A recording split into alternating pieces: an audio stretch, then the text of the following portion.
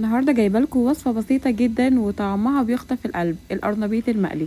هنعمل قرنبيط مع بعض، هنعمله مقرمش من بره وطري من جوه. المقادير بسيطه موجوده عندنا في كل بيت، الاكله مش مكلفه خالص، ونقدر نعملها كوجبه اساسيه على الغداء، وناكلها بعيش بلدي وجنبها اي صوصات او من غير صوصات، وينفع كمان للعشاء. اول حاجه كده جبت القرنبيطه دي كده، دي قرنبيطه متوسطه تقضي من 5 ل6 افراد. بدات كده ان انا اشيل منها الحاجات اللي هي مش نظيفه كده من بره بالسكينه، وبعد كده بدات ان انا اقطعها كده زهرات صغيره،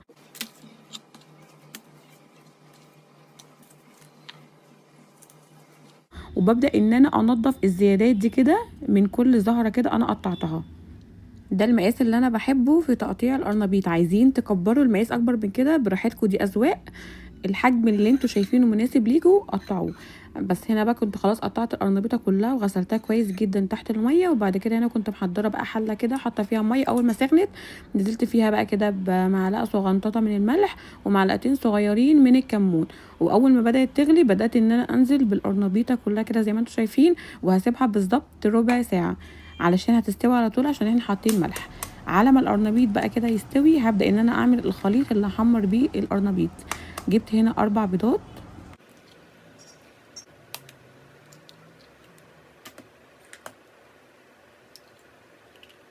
بعد ما كسرت البيض كده بدات ان انا اضرب البيض كويس جدا بالمضرب كده زي ما انتم شايفين. وكنت محضره بقدونس غسلاه كويس جدا ومقطعاه كده قطع صغنططه. بحب ان انا احط البقدونس في الخلطه، بيدي طعم حلو ولون حلو كمان. حطيت هنا معلقتين كبار بقدونس، وحطيت معلقه صغيره كاري، ونص معلقه صغيره كركم. ما نكترش الكركم علشان الكركم بيمرر الخلطه. وحطيت معلقه صغيره بابريكا مدخنه، ومعلقتين صغيرين كمون، ومعلقتين صغيرين ملح، واربع معالق كبار دقيق. طبعا دي الكميه دي على قد القرنبيطه اللي انا عاملاها. وحطيت هنا معلقتين صغنطتين توم مفروم. وهنا كنت محضره الميه، وبدات ان انا انزل بشويه ميه صغنطتين شويه شويه كده مع التقليب المستمر علشان الخلطه بتاعتي ما تكلكعش مني. عشان كده لازم اقلب على طول باستمرار. الخلطه هي زي ما انتم شايفين ولا خفيفه ولا تقيله، حاجه كده وسط، علشان لما احط القرنبيط فيها الخلطه تمسك في القرنبيط، والقرنبيط يطعم بالخلطه ويبقى طعمه حلو، وكمان تدينا اللون الذهبي الحلو المقرمش. بس هنا القرنبيط خلاص استوى، طلعته من الميه وحطيته في ميه ساقعه علشان يوقف سوا، علشان ما يتهريش مني وانا بحمره. جبت هنا القرنبيط بقى بدات احط كده في الخليط زي ما انتم شايفين. وهنا كنت محضره الطاسه حاطه فيها زيت، واول ما احس ان هو بدا يسخن ببدا ان انا انزل القرنبيط.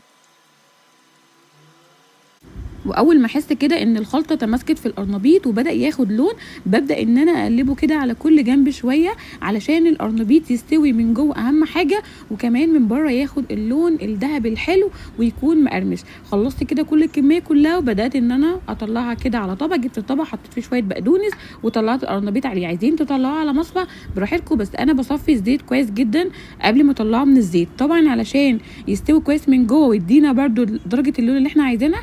بيكون درجة الزيت متوسطة، مش بنعلي النار على الزيت قوي. هنا خلاص كنت بوريكم بقى الصغنططه دي كانت مستويه ازاي، وبرده حبيت ان انا افتح لكم برده واحده كبيره علشان برده تاكدوا ان هو من جوه استوى كويس وخد اللون القمر ده كمان من جوه. هنا الطريقه دي بتاعت امهاتنا وبتاعت جدتنا، طريقه سهله وبسيطه خالص. يمكن الحاجه اللي احنا مزودينها هي الكاري والكركم والبابريكا المدخنه. ولو انتوا بتعملوه بطريقه تانية اكتبوا لي تحت في الكومنتات. باي باي.